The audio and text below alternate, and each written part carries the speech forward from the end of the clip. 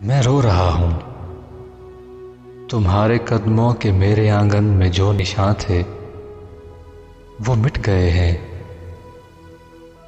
وہ پیڑ جس کو چھوا تھا تم نے ہرا ہوا تھا، وہ خشک ہو کر تمہارے رستے کو تک رہا ہے۔ وہ آئینہ جس کو تم نے اپنا حسین چہرہ دکھا دیا تھا، کئی مہینوں سے اس پہ بھی گرد جم چکی ہے۔ وہ اس توقع پہ اپنی ضد پر اڑا ہوا ہے کہ پھر سے اس کا نصیب جاگے، تم اس کو دیکھو۔ وہ میرے گھر کے چمن میں کالا گلاب تھا جو پتہ نہیں اپنے سارے کانٹوں سمیت خوشبو سے لڑ رہا ہے۔ مجھے تو لگتا ہے اس کو تتلی نے جا کے سب کچھ بتا دیا ہے۔ تم آؤ تاکہ نصیب جاگیں،